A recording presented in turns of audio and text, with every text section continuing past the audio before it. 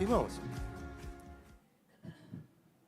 ah lá, irmãos, salvação, dá para entender lá, irmão?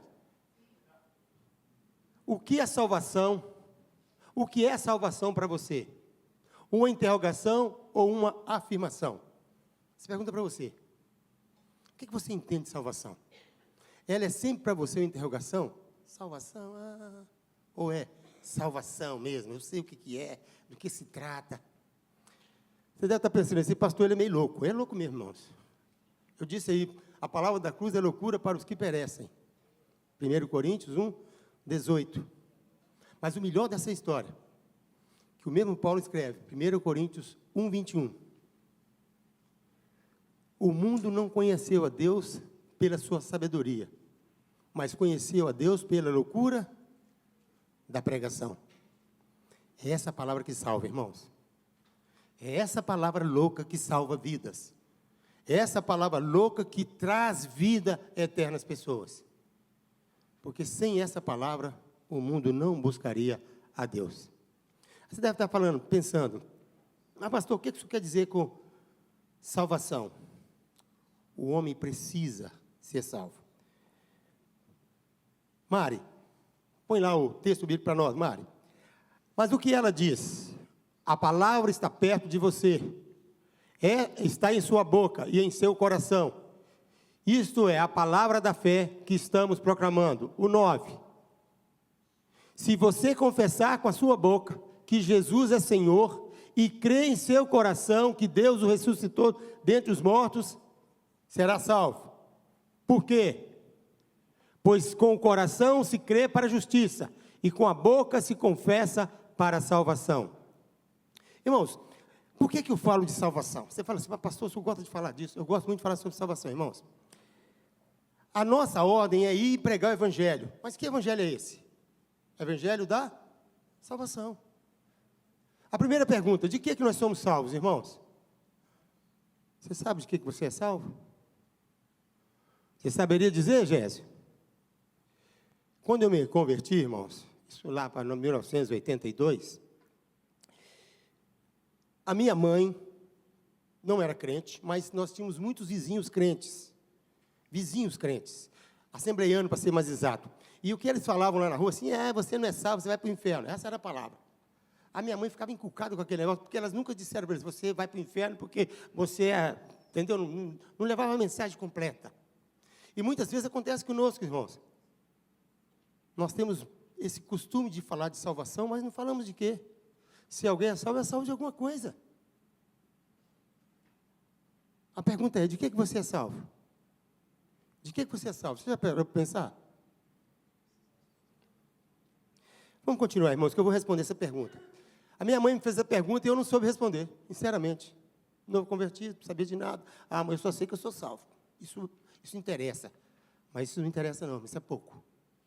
Para a vida de um crente que se diz conhecer a sua história, o porquê da sua crença.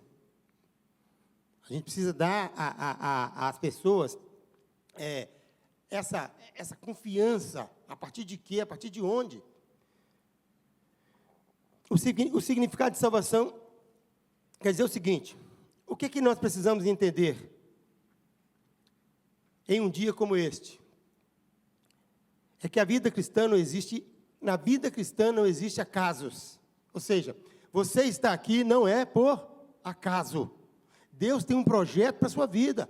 Ele tem um plano para a sua vida. Você não veio aqui para fingir de ser aquilo que você não é. A igreja não é um lugar qualquer. Mas sim, isso aqui é um templo de adoração. Sim, mas o estar aqui é algo diferente. Normalmente são os remidos pelo sangue do Cordeiro que estão aqui. Ou deveriam estar. Ou alguém que está buscando essa salvação. E muitas vezes não é isso que acontece na igreja. Tudo que vivemos é plano de Deus. Tudo que vivemos é plano de Deus. Hoje, Deus estende a oferta de salvação e vida eterna no céu para cada indivíduo. Ou seja, a salvação é para todos. A salvação não é individual, mas ela é para todos. A salvação, ela não é individual, não, pastor, então quer dizer que Deus salva, eu posso salvar outro? Não. O ser salvo é individual. A Bíblia diz que cada um dará conta de si mesmo a Deus. O meu pai não pode me salvar. A minha mãe não pode me salvar. Os atos da minha família não podem me salvar. O que pode me salvar são os meus atos. Mas do que é que nós somos salvos? Nós somos salvos da ira de Deus. Se você pensar bem, gente, será que nós somos salvos do próprio Deus? Sim, nós somos salvos do próprio Deus, irmãos. Nós somos salvos do próprio Deus. E muitas vezes nós achamos que somos salvos do pecado. Não. O pecado, a Bíblia diz que todos pecaram. Mas essa ira de Deus nos separou.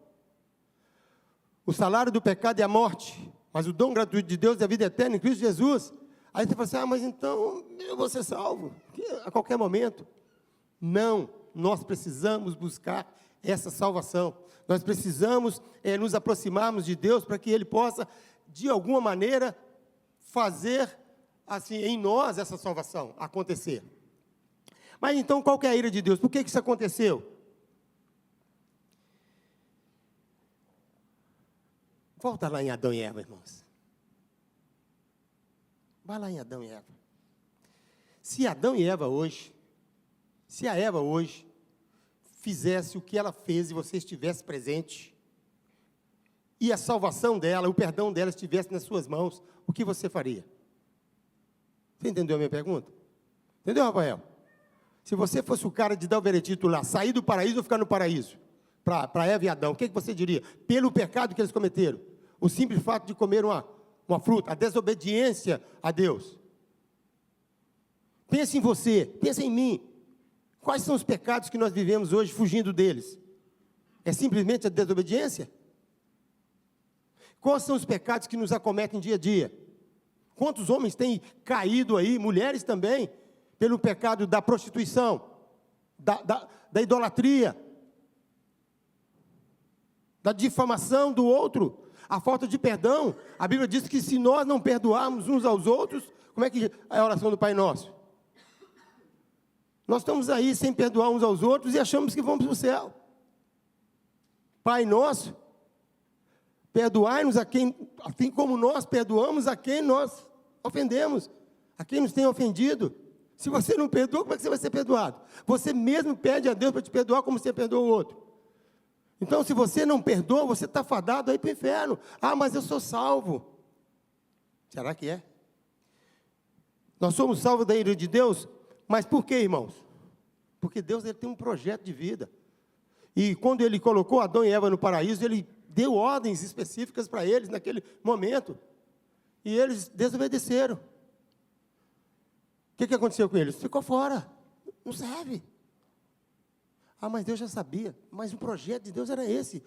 Em Adão e Eva. Mas Deus é tão amoroso também, que no mesmo momento Ele fez o quê?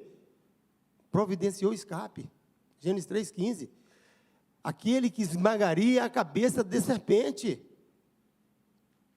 Foi a promessa da vinda de Cristo para salvar a humanidade. E muitas vezes nós não vamos além. Ficamos só aí na esperança da salvação, sem ter um porquê e para quê.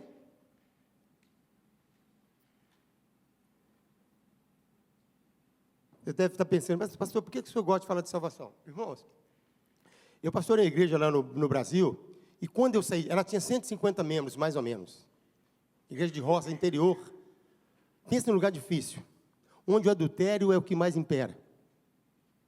Lá, se o cara souber que a mulher se separou do marido, em vez de eles irem lá, arranjar um jeito de reconciliar, não, eles vão lá arrumar um marido para ela. Um caso para ela. A cidade era desse jeito, do mal. A cidade, ela começou num prostíbulo. Mas como isso, pastor? Lá era uma cidade onde aqueles, como é que fala? Aqueles pessoal, mascate, né? A gente falava que saía cavalo de outro lugar e passava naquela cidade com as mercadorias e paravam ali para hospedarem nesse lugar. Aí fizeram uma vila. E essa vila, eu esqueci o nome do negócio, tem um nome isso. Lá no Monte Claro também foi assim, né, irmã? Não é Romeiro que fala, não. Os tropeiros. Tropeiros. Os caras viam aquele monte de tropa de cavalo, de burro, com mercadorias, e aqui, aquele monte de homens. E ali era esse lugar. Eles passavam ali, o que eles fizeram? Criaram um lugar para eles dormirem, se hospedarem para continuar a viagem no outro dia. E aí começaram a levar mulheres para lá, outra família. Então, aquela cidade, ela começou, assim, como se fosse o lugar da outra família. Aí ela foi crescendo, hoje a cidade é grande, mas lá tem muitos casamentos, muitas pessoas que moram juntos, mas não são casados. Um dia a prefeitura me chamou lá, que eu vivia metendo pau nisso, eu fazia muitos casamentos lá da minha igreja, quando eu ia fazer o casamento, o pessoal me pegava, pastor, não fala disso aqui não, porque o meu assunto era só esse. Se a pessoa se for num casamento, do cara que está casando, falar do outro que está ali amigado, era assim que eu fazia. Gente, eu quero falar aqui, é para você que não é casado, pau comia lá. Aí o pessoal, pastor, você vai pregar no meu casamento, mas por favor, não, a maioria lá era esse, porque a maioria era assim. Aí a igreja, um dia o prefeito me chamou lá, pastor, eu tenho uma proposta para o senhor, nós queremos fazer aqui 80 casamentos de graça aqui para o povo. Aí deram 80 e tantos casamentos. Ô, glória, então vamos casar esse povo todo. Eu peguei um monte da minha igreja, tinha muitos, que estavam lá sem fazer nada, não era nem membro, porque não podia. Vamos pôr isso na lista. Aí no final não aconteceu, irmãos. Por quê? Porque juntou eu com outra igreja, a outra igreja queria levar o casamento para lá, eles queriam levar para lá, e a prefeitura queria levar para a praça, fazer um circo. Essa é a verdade. Fazer daquele momento um evento na cidade que não era o que eu pensava. Aí eu comecei a fazer individualmente. Fiz muitos casamentos nessa cidade, porque eu descobri que existe o casamento público lá no Brasil, de graça. Você vai no cartório, tem aquele negócio, sei lá, o cartório é obrigado a fazer o casamento sem pagar nada. Aí o que aconteceu? O juiz de paz, ele recebia, acho que era R$80. Aí eu falei assim, eu faço casamento? Não tem um casamento aí com comunhão religioso, um negócio assim? Tem, pastor. Então esse que eu levava para a igreja e fazia lá, no usar do juiz. Eu faço esse casamento. O juiz ficou, pastor, só para fazer isso comigo, não, mas é assim que vai acontecer. Ou vai acontecer outro casamento ou não vai. Para consertar a vida do povo. Então, essa cidade, a cidade que eu pastoreava era assim. Aí, quando eu saí de lá, 150 pessoas, da minha igreja, aquele povo todo, eu cheguei lá depois para ver a igreja tinha acabado. Ela não zerou, mas ficou muito pequena. 5 anos depois, conseguiram arrumar um pastor para lá. E eu fui lá conversar com ele recente, ele falou, não, pastor, eu tive que recomeçar o trabalho. Que igreja é essa, irmão? Que igreja é essa? Fundamentada em quê? Em fé de um homem? Você vem à igreja aqui por causa do pastor Abraão? Se for, sai fora, você está no lugar errado. A gente não vai à igreja por causa de um homem, a gente vai à igreja por causa de Jesus. O primeiro fato é esse. Se você é daqueles salvos que representa a sua fé a homem, esquece, você não é salvo, você está se enganando. Outra coisa que marca a sua fé, a sua salvação, é se você precisa mentir sobre a sua vida. Você está entendendo o que eu estou falando? Se você não pode falar para os seus amigos quem você é, não é que você é crente não, irmãos. É da sua vida, do seu dia a dia. Eu lá em casa, a coisa é assim, se você tem que fazer um pouquinho de omissão, você está no lugar errado. Você está fingindo de ser crente. Se você tem que mentir sobre os seus filhos, quem é os seus filhos, tem algo errado. A salvação, ela nos dá uma espontaneidade de fala, uma espontaneidade de expor quem somos nós. Porque nós acreditamos no quê? No conserto. A salvação, ela vem acompanhada de quê? Transformação, irmãos. Marcos 1,15. Só você ver lá. O tempo está cumprido. É chegado o reino dos céus. Arrependam e creiam no Evangelho. Salvação, ela vem acompanhada do arrependimento. Porque se não for assim, a sua vida é vida de mentira. O relacionamento entre você e Deus, ele tem que acontecer como? Você e Jesus, ele tem que resultar numa mudança de vida. Mudança de vida. A vida não pode ser mais a mesma para você. Você está entendendo o que é salvação, irmãos? Se você é aquele que creu em Cristo como Senhor e Salvador da sua vida, mas aquela palavra não trouxe a você arrependimento, você não entendeu a palavra. Não é que ela não fez o papel, não. Você ainda não entendeu. Se você não chegou na sua casa, chamou a mulher para uma conversa, mulher, nós estamos vivendo errado, temos que colocar a nossa vida em ordem. Se a sua vida é baseada na religião, porque tem muita gente que baseia a vida dele na religião. Aí eu não posso. Quando eu me converti, cheguei em casa e falei com meu pai, eu agora sou crente. Tempos depois, que no dia eu não tive nem coragem. Eu conhecia meus pais. Sabe o que meu pai falou? Você é louco. Você é louco. Porque a gente nasce e morre na religião que a gente nasceu. Engano. Tem muita gente vivendo assim hoje. Preso numa religiosidade e vai morrer com ela, ir para o inferno. Eu digo isso, a Bíblia ela não exalta o diabo, ela exalta o homem, ela exalta Jesus. O relacionamento de Deus e o homem. Quem exalta o diabo somos nós. A Bíblia não diz para você temer o diabo. Ela diz o quê? Resistir. A Bíblia não diz para você lutar com o diabo. A luta não é nossa. A luta é de Deus, irmãos. Resistir. Porque ele vai estar sempre a gente perturbando. Fazendo o anormal virar normal. Te dando a consciência errada das coisas. Eu anotei aqui, mas não vou nem ler, porque eu anoto, mas não é para ler mesmo. É só para seguir, que eu não consigo. A salvação é assim, irmãos. O Jeff estava falando lá hoje na escola. Eu fiquei pensando, a salvação é mais ou menos assim. É como um trem. Já viu aqueles trem de ferro no Brasil? Tem lá o da Vale do Rio Doce, que faz Belo Horizonte a Vitória. É esse que eu conheço. Hoje ele é luxo. Você entra lá, tem a parte econômica, que já é um luxo, e tem a parte que é do luxo lá, que tudo tem ar-condicionado. Mas é bom. A salvação é assim. Você entra no trem para andar no luxo até o final da chegada, que é lá no dia que você vai morar no céu com Jesus. Mas o que acontece? Muitos decidem ir do lado de fora, andando no meio do trilho, lá no lado da brita, que a linha não é cheia de brita, e vai andando ali, os percalços. Tem gente que é assim, irmãos. Ele não quer andar no trem de luxo, ele quer viver a salvação dele. Vai perder a salvação? Não, ninguém perde a salvação. Uma vez salvo, salvo para sempre. Isso é fato, está na Bíblia. Eu ia falar sobre isso hoje. A salvação, ela não é como uma carteira. Está aqui, irmãos, deixa eu ver se está aqui mesmo. Eu falei aí no meu blog, né, vocês viram aí? Eu já perdi minha carteira, irmãos. Está aqui, agora eu pus uma tag nela, hein? Hein, Ricardo? Tem uma tag aqui agora, Ricardo.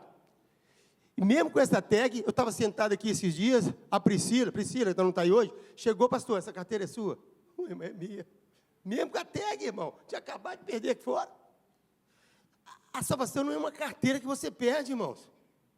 Você sabe o que eu entendo de salvação? E a Bíblia fala isso, aquele que vem a mim de maneira nenhuma lançarei fora. E se você for mais longe um pouquinho, em Hebreus, fala que se fosse assim, seria um vitupério. O que é vitupério, irmãos? Jesus teria que morrer todos os dias pelo seu pecado. E ele morreu uma vez só. Agora, se você continua pecando, o problema é seu. Porque a própria palavra, em João, 1 João, fala o quê? O crente não continua na prática do pecado. É vida cristã, irmãos. Se você é aquele cara que não tem vergonha em pecar, você não é um convertido. Você não aceitou Jesus de verdade, você finge. Se você não entendeu e precisa de uma mudança de vida, não é você. Uma coisa que você precisa entender é que Deus te conhece. Deus te conhece, e não é mais ou menos não, irmãos. Deus te conhece completamente. Quando eu pensei essa pergunta lá em casa, eu pensei, não sei, Rafael, sinceramente, você conhece o Pedro? 100%? Você se conhece? O que é isso? Coitado, coitado. Nós não nos conhecemos como Deus conhece. Irmã, Salmos 139, vê se você acha aí, verso 5, se eu não me engano. Se não for, eu vou achar aqui, para mim poder me situar. Está escrito aí, irmã, eu acho que é esse que eu falei. Irmãos, nós não nos conhecemos. Vou contar uma historinha enquanto aparece o texto lá. Quando eu era criança, irmãos, faz pouco tempo, eu vou fazer 65 anos agora, preste atenção nessa minha história, irmãos. Ela é pequenininha. Valesquinha, é para você essa história. Presta atenção, Valesquinha. Estudava eu lá. Irmão, vocês terem ideia, eu sou fora de faixa. Eu nasci em julho. Quem nasce em julho no Brasil, antigamente, é fora de faixa. Ou ele entra antes ou ele entra depois. Mas no meu tempo, aquele tempo que o Exército tinha assumido o Brasil, 1970, tinha 10 anos, eu já estava chegando aos 10, 1974, né? Eu cheguei na escola para estudar, eu mesmo fui fazer minha matrícula. Porque eu via minhas irmãs indo para a escola, eu falei, eu tenho que ir atrás dessas meninas, onde é que elas estão indo? Eu já sabia ler, já sabia escrever, porque a minha mãe alfabetizava a gente em casa. Minha mãe tinha o 2º ano primário, mas ela nos alfabetizava, ensinava a ler e escrever. Eu falava cabeca, na verdade era cabeça, mas eu lia lá, cabeca, entendeu como é que é? Eu não sabia os detalhes, tipo, você cedilha, estou dizendo isso aqui. Mas um dia, então eu aprendi a ler e era um bom aluno, isso que eu quero dizer aqui, é aí que eu quero chegar, era um bom aluno. Mas quando eu fui para a 5ª série, no meu tempo, irmãos, existia no Brasil, não sei se vocês lembram disso aqui, alguns de vocês, admissão ao ginásio. Alguém já ouviu falar nisso? Era igual o vestibular hoje. Você, para entrar na 5ª série, não era nem 5ª, primeira, 4ª, depois você ia para o ginasial. Era o ginasial, você começava tudo de novo. Primeiro ano ginasial, 2º ano, e aí ia. Aí, quando veio assim, em 1970, por aí, 72, o governo militar mudou isso. Por quê?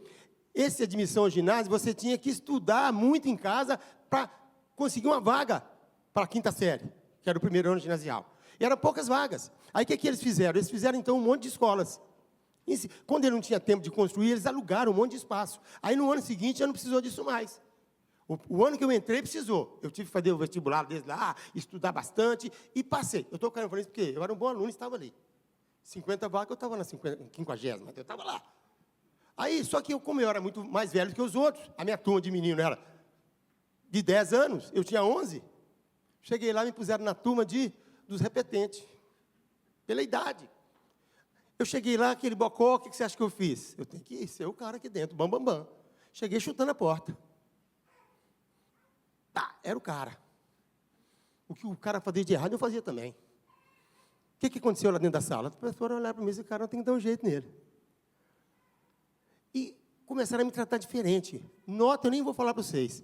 Teve uma prova lá que eu tirei 1,9. Ó, 1,9. Cheguei em casa com aquele 9 na mão. Aí, mãe, a minha mãe olhou lá e disse, uai, você está me enganando, né, menino? Você tirou, foi 4,9. Eu tinha feito um buraco no 1. Tão inocente, fiz um buraco só no 1, deixei o 9. E o que aconteceu? Aí ficou a pontinha do 1. Ela achou que aquilo era um 4. Eu estou no lucro, pensei, mãe, é mesmo, só está certo. Aí ela ficou na cabeça que era 4,9. Aí chegou um dia, nessa transição toda, o governo criou o quê, então? Aquele tipo um recenseamento, que era renovação da matrícula, para a escola saber quantos alunos ia precisar, quantas salas ia precisar. Aí chamaram as mães lá e os pais. Gente, imagina, e eu inocente, eu era aquele cara que a professora mandava buscar as coisas em casa para ela. Demilson, vai lá em casa buscar para mim, que eu esqueci lá a chave. Eu ia, porque era uma cidade pequena. Demilson, você vai lá que eu comprei uma verdura no mercadinho, leva lá em casa para mim. Só eu que ela gosta. Eu era o prestativo da escola. Todo mundo me amava. Os alunos, então, me adoravam. Hein, Valesquinha? Os meus amigos me adoravam. Não tinha blog, né, Valesquinha? Mas todo mundo gostava de estar perto de mim. Vamos comer um hambúrguer ali. Piada, então, eu contava para todo mundo. Final das contas, irmãos, chamaram, as mães iam lá fazer matrícula. E a minha mãe foi lá. Só que a professora falou, Demilson, quando a sua mãe estiver ali na fila, você fala para a gente quem que é. Perfeitamente, tá bom. E chega minha mãe lá, gente, tadinha da minha mãe. Fernandinha, barrigão desse tamanho. Grávida de 7 meses. E a minha mãe era nova. Minha mãe começou a ter filho com 15 anos, irmãos. Minha mãe casou com 15 anos. Então, com 35 anos, ela já tinha 10 filhos. Minha mãe estava no 9º filho. E no 9º anterior a esse, 9º, ela tinha perdido a gravidez. Ela ficou grávida, ganhou o bebê, mas ele nasceu e morreu logo em seguida. Aí a minha mãe, e ela sempre ganhou o bebê em casa. Era aqueles partos em casa. E nesse não, eles estavam cheios de cuidado com ela, porque ela já tinha perdido um bebê. Então, ela teria um bebê no hospital, já estava tudo preparado. E o que aconteceu? A minha mãe chega lá, nessa renovação de matrícula, toda animada. Aí a professora, dona Elsa, não esqueça dessa senhora, deve ter morrido já, aquela senhora, falou assim comigo, Demilson, qual que é a sua mãe lá? A minha mãe é aquela do vestido azul de bolinha. Estava com o vestido igual a Fernandinha, assim, só que de azul e de bolinha. Final das contas, chega a minha vez lá. Aí, eu vi a minha mãe lá, apontei para elas e fui brincar para lá, porque naquele dia de matrícula, todo mundo estava por conta de uma professora só, então estava todo mundo solto. Uma escola de 500 alunos, 1.000 alunos. Final das contas, irmãos, eu só fiquei sabendo que a minha mãe esteve lá, porque eu vi ela lá, do que aconteceu, porque a minha irmã me chamou num canto de Milson. Eu falei, cadê a mãe? Edmilson, o negócio ficou feio aí. O que houve? A mãe saiu daqui de ambulância. Então, foi sério. O que houve? Não sei, não. Mas prepara. Eu falei, tá bom. Aí, irmão, só para inteirar aqui a conversa, eu fui para casa. A aula acabava às 5h30, mais ou menos. Isso eram as 3 horas. Cheguei lá. Cheguei em casa, meu pai estava lá. Coisa que não era normal, irmão. Meu pai trabalhava até altas horas. Meu pai era cozinheiro. Ele tinha um restaurante, ele era cozinheiro da cozinha. Ele que dava conta lá. Cheguei lá, meu pai, 6 horas da tarde lá em casa, de dia com sol quente, um tempo rachando. Eu olhei assim... Todo mundo esperando, a minha mãe sentadinha amarela, que ele parece que estava com problema de fígado, tadinha amarela, porque tinha passado mal. Ela passou mal lá. Aí o que ela falou? E aí, meu filho, está tudo bem? O meu pai. Tá, o que aconteceu? Mãe, o que houve? Eu vou te contar, meu pai. Quando meu pai falou assim, meu filho, só para encurtar a conversa. Falaram, pai, a tua mãe, mas pai, eu sou... Não, pai, mas eu que faço as coisas... Não. A minha mãe, coitada, pressionando ela, hein? Ei, Rafael, você quer conhecer seu filho, Rafael? Vá na escola que ele estuda. Quer conhecer seu filho? Vá lá na escola que ele estuda. Ei, ô, Valesquinha, cadê a Valesquinha? Já foi na sua escola, Valesquinha? Sua mãe já foi na sua escola, Valesquinha? Quer te conhecer na sua escola? E pergunta sobre você. Porque na sua casa você é o filhinho de mamãe, você é o filhinho do papai. Ah, fulano, come essa comidinha aqui. Não quero, papai. Come, então tá bom, se você comer, eu te dou isso, eu faço aquilo. A gente tem trocas, na escola não, irmão, na escola é fingimento. Sabe o que as mulheres falaram para minha mãe? Não, mas ele vai fazer compra para mim mesmo, sabe para quê? Para mim ficar livre dele. Eu mandei ele para lá, para ele, dar linha na pipa, porque ele atrapalha a minha aula. Mas eu sou de confiança, mãe. Ela me manda ir no mercadinho, levar. Eu chegava na casa dessa professora, o marido dela estava lá, me segurava lá. Vamos bater um papo aqui. Eu tenho que... Só para dar tempo para a mulher dele dar aula. E o cara que atrapalhava todo mundo. Não é conversando, não, gente. Se não me ouvisse, eu chutava o balde. Isso é a mulher falando. Olha quem eu era, nem eu me conhecia. Não, é mentira. As suas notas. Ela perguntou pelas suas notas, sua mãe não soube responder. A última aí foi 1,9, meu filho. Você enganou sua mãe, que falou que era 4. Não falei, não. Você sabe qual foi o pior dessa história, irmãos? Foi um divisor de águas na minha vida. O melhor. O pior não, o pior foi o fato. Porque, por que a minha mãe passou mal? Dona, não bate no seu filho, não. A senhora tá, eu vou matar ele quando chegar em casa. Vai não, faz isso não. Vou sim, ele merece um couro. Não, mas não faz não. Manda o marido fazer. Porque a senhora não tem um filho em casa, não. A senhora tem um cachorro. Aí a mãe... Você tem um cachorro. Gente... Eu era um cachorro na escola, irmãos. E achava que era gente. A pergunta que eu faço para você, você conhece seu filho? Talvez ele não seja um cachorro. Mas ele não é alguém que você pensa que ele é. Porque muitas vezes, irmãos, nós não conhecemos nós mesmos. Mas Deus nos conhece.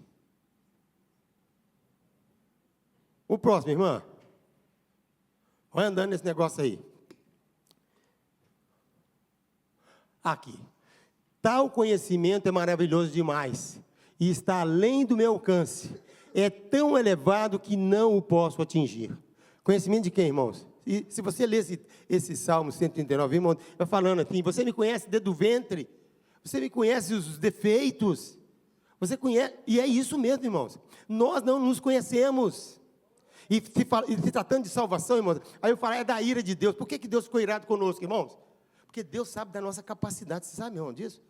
Deus fica chateado conosco muitas vezes, porque Ele sabe da nossa capacidade, e nós nos aquietamos, nós somos fracos por nós mesmos. Nós desistimos com facilidade, porque muitas vezes nós achamos que não temos capacidade, nem para recebê-lo como Senhor e Salvador da nossa vida. Isso não é para mim não. Esse negócio de ser crente, para mim não, gente. Não dou conta. Vou deixar de fazer isso, fazer aquilo. Entrega o seu caminho ao Senhor, confia nele, e o mais Ele fará. Eu falei com vocês aqui, Deus proverá. Há pouco tempo eu liguei para o meu irmão, ele estava lá cheio de problema, liguei para ele assim do nada. Aí eu falei, ele me contou a história, eu falei, o que você falou? O que você fez? Você orou? Falei assim, falei com meu filho, ele falando, Deus proverá.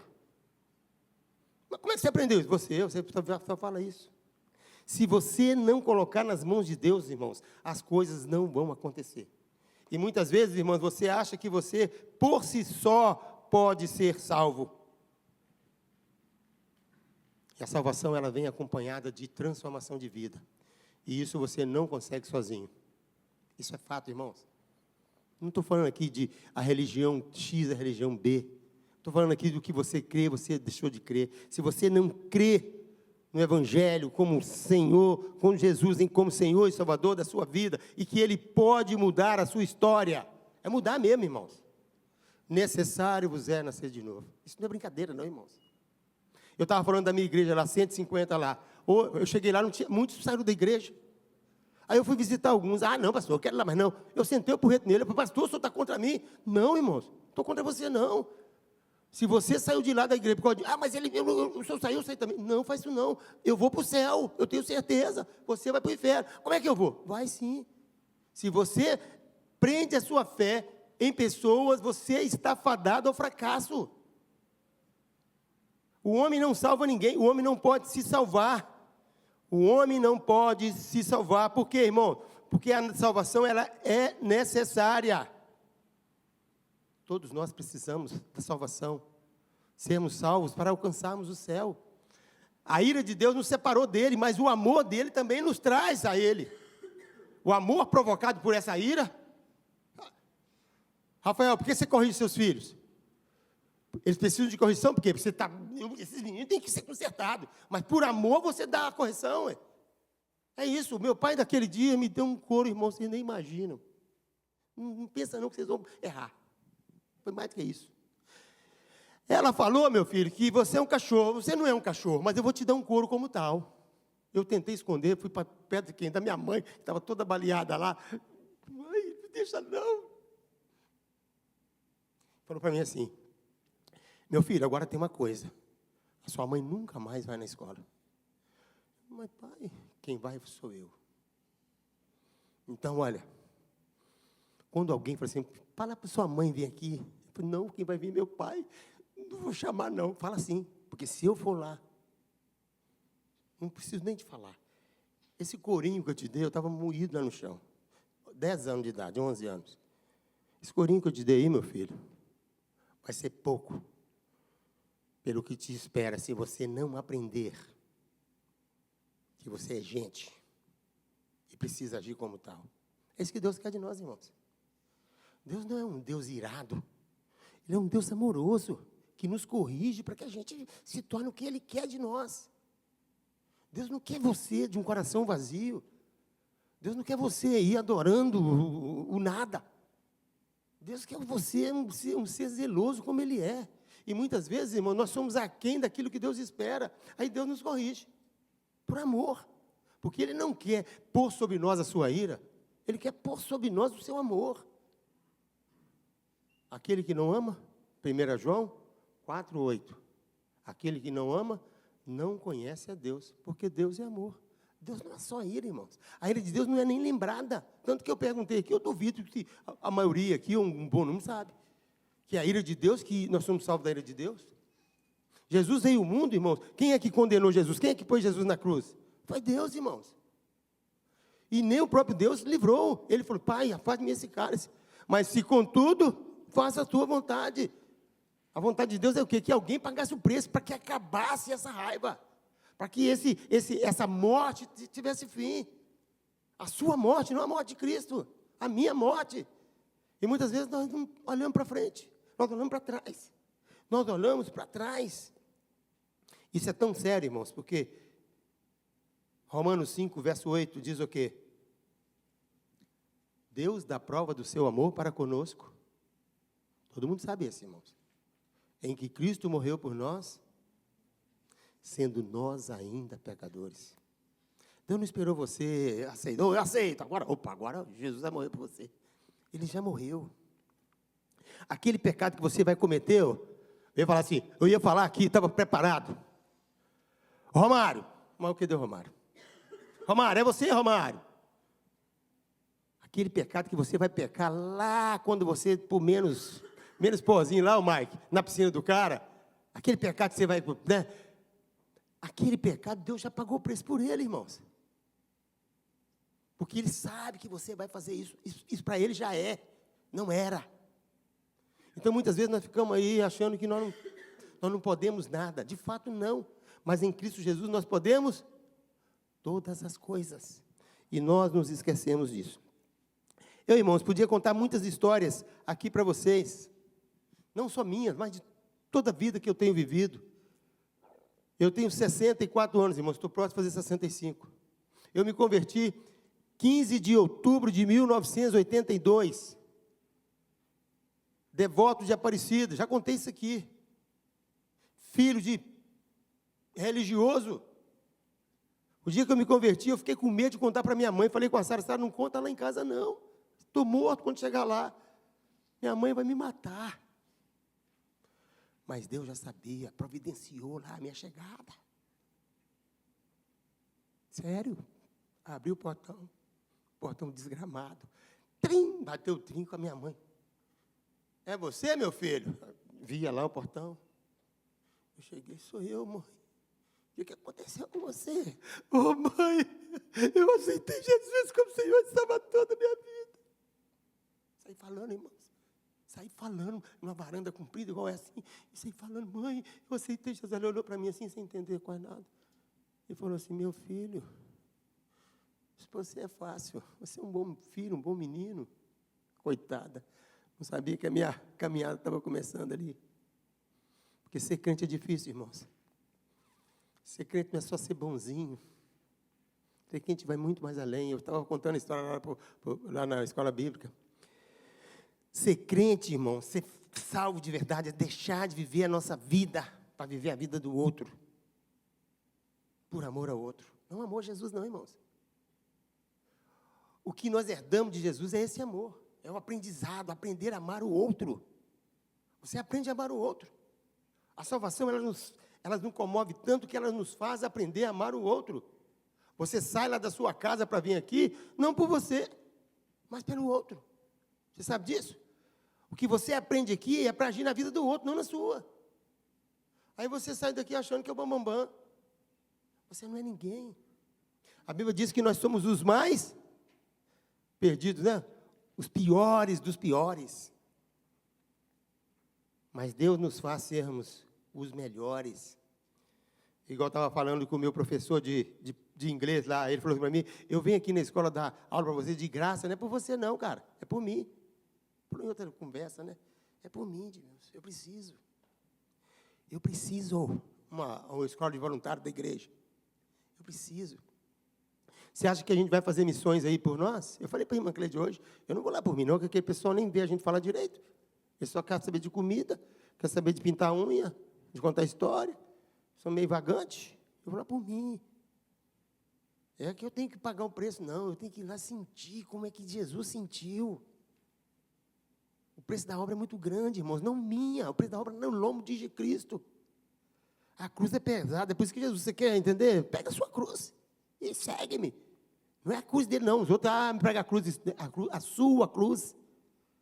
A cruz é pesada, irmãos. Não importa a minha, a sua. Nós vivemos por aí cheio de zelo, cheio de medos, achando que a nossa vida ela pode melhorar ou piorar. Para encerrar, irmãos, que eu prometi ao Mike que eu vou encerrar aqui 12:30. Hein, Mike? 12:30, né? Aqui é bruto. Eu vou caminhar aqui para o final, então, irmãos. Eu estou passando aqui para ir para o final.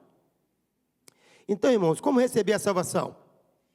Os passos para receber a salvação são definidos na palavra de Deus, a Bíblia. No momento que o indivíduo toma estes passos honestamente e sinceramente, Deus o perdoará e lhe dará a garantia de que nasceu de novo para uma vida nova em Cristo. Quem faz as coisas acontecerem, irmãos, é o próprio Deus. Quem me fez sentar na casa da minha mãe lá, chorando e babando e falando com ela que eu entreguei a minha vida, foi Deus, irmãos. Assim, de um segundo. Eu tinha acabado de falar com essa Sara, não conta lá não, senão minha mãe vai me matar. Deixa que depois que você ir embora. Eu era namorado da Sara, noivo. A Sara morava no Rio, quando você foi embora, daqui uns dias eu conto para ela. Minha mãe teve essa reação, meu pai falou que eu era louco. Depois de uma semana, fiquei sabendo aí que agora você é crente, quando é que você vai com essa Bíblia? Está no domingo. Para a igreja. Ah, deixa de ser bobo, rapaz. Você ficar velho bobo. Você foi louco. Mas eu vou lá, pai. E fui embora. E fui embora. O primeiro passo para receber o perdão é reconhecer a sua necessidade. Você precisa de perdão. É isso, irmão. Você precisa de perdão. Nós precisamos de perdão. A Bíblia diz que todos pecaram. 1 João 8, 1:8 diz assim: se dissermos que não temos pecado, enganamos a nós mesmos, e a verdade não está em nós, porque todos pecaram. Romanos vai mais além, porque todos os pecados estão separados da glória de Deus. O pecado não é único, exclusivamente em você e seu. Ele é da humanidade. Ele não entrou no mundo por um acaso. Deus já estava preparado para ele. Por isso ele imediatamente colocou Jesus na história. Ele agora é um de nós. Fala com Jesus assim. Deus fala para Adão assim, aí ele agora se acha. É um de nós. É Deus. É isso que nós fazemos muitas vezes, irmãos. Nós achamos que não precisamos de salvação porque nós achamos que somos iguais a Deus. E na verdade nós somos miseráveis. A Bíblia diz isso. Nós somos os mais miseráveis entre os homens. Sabe uma foto que eu gosto de ver aqui, Ricardo? Aquela do dízimo. Você lá, ó, o cara. Eu quero ser igual o Ricardo, assim, em certas coisas. Eu quando toquei, eu só aparece barriga, Ricardo. E abaixo, assim, tem que melhorar. Tá, vamos melhorar. Eu entrei agora num programa de emagrecimento, irmão, exercício todo dia. Só que eu pulo de visto. Então, irmãos, é assim, arrependa-se e confesse. Ó, outra coisa, como receber a salvação? Arrependimento e confissão, irmãos. Não há arrependimento se não houver confissão. Tem gente que acha que pode arrepender e ficar quietinho lá no seu buraco. E o pecado, irmãos, ele é aparente. O pecado é aparente. Você já viu um amigo que está caminhando para o buraco, você fala com ele, fulano, não faz isso não. Normalmente pai e mãe faz isso, meu filho, e o filho vai caminhando para o abismo. Meu filho, vem cá. Aí se você não pegar pela mão e trazer, o cara não vem. Nós vivemos assim, irmãos. Às vezes precisamos de alguém para nos pegar pela mão e trazer. Não tem essa vergonha de ser essa pessoa que vai trazer o outro pela mão. É isso que Deus quer de nós. Não tem essa vergonha de ser o que vai ser trago pelas mãos. Às vezes precisamos ouvir umas verdades do outro. Eu tinha um amigo no Brasil, tenho ainda, um danado do cara, está lá. Vou na casa dele toda vez que eu vou lá. Agora eu vou lá, passo um dia na fazenda dele, ele era pastor igual eu. Um dia, eu cheguei na casa dele, ele não estava lá. Cadê o fulano? Ah, está lá, foi levar a secretária dele lá não sei aonde. Eu falei, não vai funcionar. Quando ele chegou lá, eu estava lá para visitar ele. Pau nele. O que você está fazendo? O que você está fazendo? Ah, não, fui levar a secretária lá para fazer o relatório. Rapaz. Meu pai sempre dizia, e não era crente, irmãos, abstenha-se da aparência de mal. 1 Tessalonicenses 5:22. Pode ler lá, irmãos. Meu pai falava diferente. Fugir da aparência do mal. Aquela Bíblia antiga fala assim. Eu falei para ele, meu irmão, fuge da aparência do mal. Mas o que tem? Não estou fazendo nada demais. Adivinha o que aconteceu com ele? Adivinha. Um dia o cara estava contando uma história na igreja de outro. E o cara foi chamar a atenção dele. Ele achou que era por causa da secretária. E abriu. Não, ele estava tendo um caso com a secretária. Pastor. E eu falei com ele. Rapaz, tome cuidado, isso não é normal. Você está caminhando para o buraco. Você está caminhando para... Mas eu não estou fazendo nada errado, não, mas vai fazer. Resistir, cara. Resistir não é só ficar... Vai para lá, não. É dar tchau para você. Isso tem acontecido conosco, irmãos. Você perdeu a salvação? Não. Mas você vai viver uma vida de andar nos trilhos. Você está entendendo o que eu estou falando, irmão? Lembra da viagem no trem? Agora você vai andar nos trilhos. Andar lá, tropeçando, caindo, até poder alguém se agarrar e voltar. Porque é difícil, irmão. O retorno é difícil. A vida cristã não é fácil. Se você falar para mim que é fácil, você está mentindo. Você quer ver uma outra coisa aqui? Mostra que você não é crente. Eu já disse aqui, vou repetir. Precisou mentir? É crente não. Eu tinha uma ovelha lá no Brasil que me ligou lá um dia. Pastor, vem aqui em casa. Meu marido está me batendo. Onde é que você está? Está te batendo? Você está falando? Não, eu estou dentro do quarto presa. Eu me tranquei aqui porque ele já quase quebrou a porta para entrar. Deu um murrão aqui agora. Então, eu estou indo aí agora. Cara, 10, 11 horas para fazer o quê? Aí saiu correndo. Chego lá às 11h40. Era perto. uma cidadezinha pequena lá.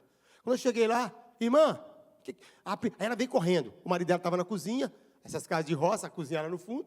Ela estava no quarto, perto da sala, ela viu o barulho do carro, veio correndo. Chegou lá, pastor, não fala para fulano que eu chamei o senhor aqui não. Falei, minha irmã, você é louca? 11h40 da noite. O que o pastor vai fazer na sua casa? O que o seu marido vai falar? E ele vem correndo lá. Aí eu vi ele passando na janela, eu estava lá fora já. O que eu vou falar para ele? Não, mas não fala não, aí que ele vai me matar mesmo. Você precisa mentir, gente. O que eu acho que eu falei? Ele chegou, pastor, eu não acredito, pastor. Eu não acredito que essa mulher chamou o senhor aqui. Chamou mesmo. Me chamou aqui. Falou que você estava batendo nela. Aí eu olhei assim para ele, coitado, ele estava sangrando a cara. Quem apanhou aqui nesse negócio? Foi você ou foi ele? Ela deu uma copada nele assim, que o copo cortou a cara dele. Aí ela correu para o quarto com medo dele bater nela. Ele foi lá e deu um murro na porta, coitado, fez um buracão, ele era um gigante. Então, quer dizer, se você precisa mentir, gente, eu falei, não, você está enganado. Aí eu fui falar com ela depois, fulana, pastor, você não comete uma mentirinha, não? Só também, rapaz. Você precisa mentir na sua vida, irmãos. Precisa. Você precisa, Jean? Se você precisa mentir, gente, pense na sua vida. Pense. Pense. Buscando o final, irmãos. Agora vai. Buscando o final. Hoje nós vamos almoçar mais cedo, hein, irmão? Buscando o final. É isso, meus irmãos. Irmãos. O que você precisa fazer, irmãos, então, para ter uma vida cristã saudável e ter certeza da salvação? O que você precisa fazer, meu irmão? Gostei de você, hein? Olha lá. Como é que é o seu nome lá? Esse irmão que está aí do lado da senhora de branco aí. Ô, Marcos, gostei de você, Marcos. Você tá atento ao que eu estou falando. Que bênção. Bênção. É bênção, irmão. Você está aqui para prestar atenção mesmo. Não é para ficar aí aleatório, não. É para ficar aqui como robô, não. Presta atenção, fica ligado. E o irmão Marcos está ligado, estou vendo que está ligado. Está ligado. E aqui fala assim, o que você precisa fazer? Renunciar todo o pecado. Viu do irmão que eu falei aí, o pastor? Ficou lá, pastor, não é nada não, irmão. Você está vendo chifre na cabeça de cavalo. Hoje eu vou na casa dele e falo, peão, se você tivesse me ouvido. Me ouviu, agora está aqui, contando boizinho dos outros. Você podia estar lá contando ovelha.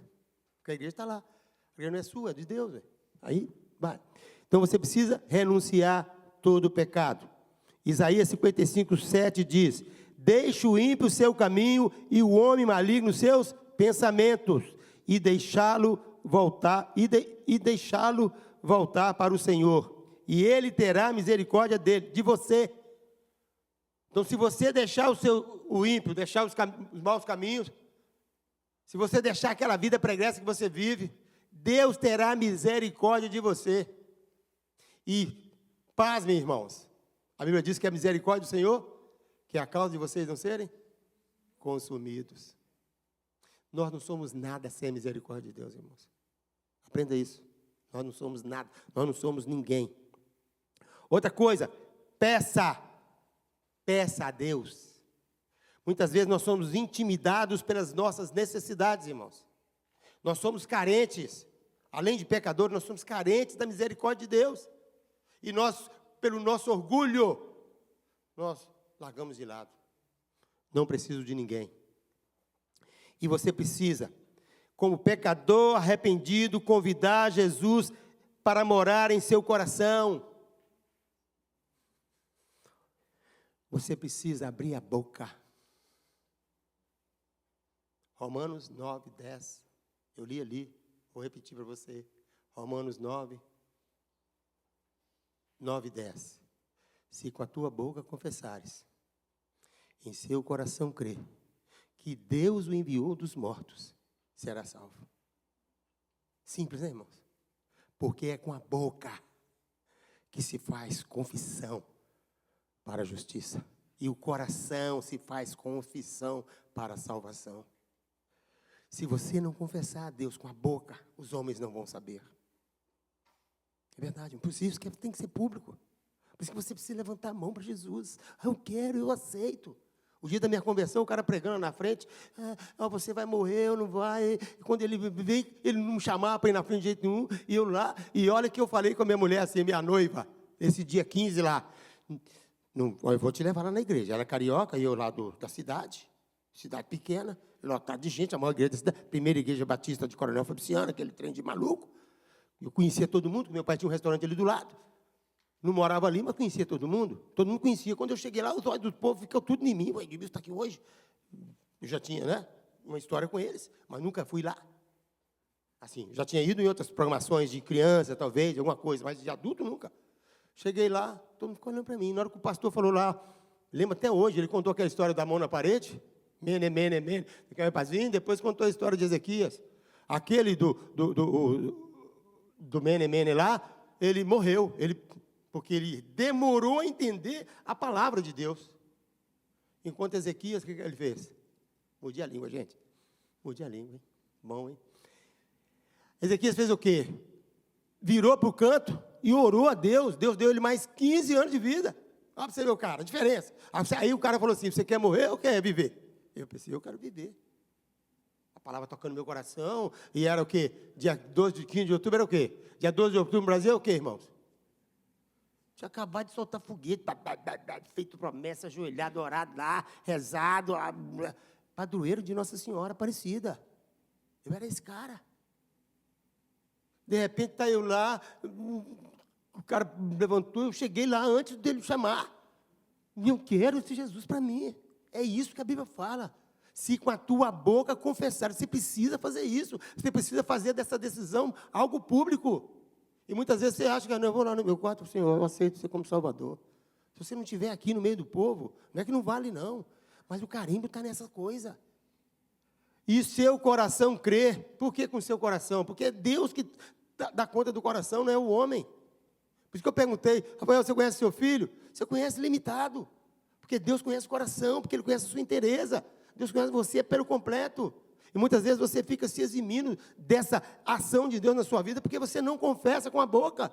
Porque da boca sai o que o coração está cheio, gente. É fato. E muitas vezes nós ficamos por aí titubeando, com medo de abrir a boca e os outros verem. Foi o que acontecia comigo. Eu ia com a Sara à igreja há 2 anos, na igreja lá do Rio. Coube a Deus me salvar ali na igreja que eu estava do lado, temia aquele povo. Virei crente lá, fiquei lá anos. Depois fui para outra cidade vizinha, virei mais 30 anos lá. Me tornei pastor numa igreja, dessa igreja. Fiquei lá, servindo em outra, uma congregação, mas dessa igreja. Deus quer de nós as coisas que Ele tem para nós, não que nós temos para nós, irmãos. E muitas vezes nós queremos pouco e agimos pouco. Para terminar, porque todo aquele que pede, recebe. E aquele que busca, achará. E aquele que bate, se abrirá. Mateus 7, verso 8. Então, Deus tem um plano para a sua vida. Deus tem um projeto para você na sua obra, na sua casa. Mas cabe a você confessar. Cabe a você levantar a mão para Jesus. Dizer ao povo, eu creio nesse Deus maravilhoso. Eu estou pronto para pagar o preço. Eu te pergunto, simplesmente, você quer receber Jesus como Senhor e Salvador da sua vida? Se você quiser, levante sua mão. Levante a sua mão, nós vamos orar por você. Eu um dia fui pregar numa igreja, para terminar mesmo, tá, irmãos? Preguei sobre verdade absoluta, o pau comeu. Falei essa palavra que um dia me repreenderam. Pastor, isso tem coisa de falar na igreja, não, o pau comeu? Lá em Minas, falar pau comeu é como se a pessoa tivesse batido no outro, né? Aí eu falei lá assim, aí o cara me deu a palavra para orar, no final. Pastor, vem cá, você, seminarista, eu era seminarista ainda. Eu falei, seminarista, vem cá, ora aqui para o povo aqui. Aí eu falei, não, aí me deu para orar, eu falei, não, eu tenho que falar uma coisa aqui, já não aguento não. Irmãos, eu preguei aqui, tem um monte de gente aqui convidada, tem um monte de gente aqui que não é crente, vai para o inferno. E não aceitou Jesus como Salvador. Você está com o quê? Com vergonha? Eu falei mais uns 10 minutos. Aí, 4 pessoas decidiram. 4. E anos depois, aí eu fui embora daquela igreja, porque eu fui lá só aquele dia. Anos depois eu recebi uma carta lá em casa. A mulher está lá até hoje. 40 anos depois. Está lá até hoje. Missionária. Pregando. E falou assim na carta, pastor, se não fosse o senhor insistir um pouco mais, eu teria desistido. Porque eu fiquei com vergonha. Talvez você é igual ela. Raquel é o nome dela. você está com vergonha. Mas se não for agora, aceite Jesus como Senhor e Salvador da sua vida. Obrigado por ter acompanhado essa mensagem até o final. Se ela te edificou, nos deixa saber aqui através dos comentários ou encaminha essa mensagem para outras pessoas, para que elas também possam ser edificadas em nome de Jesus. E nós temos um pedido a te fazer. Se inscreve aqui no nosso canal, vai lá agora e se inscreve aqui no nosso canal, ativa o sininho das notificações, assim você sempre será informado quando a gente subir algum conteúdo aqui de pregação da palavra de Deus. Nosso desejo, nossa oração é sermos canal de bênção na tua vida. Que Deus te abençoe, em nome de Jesus.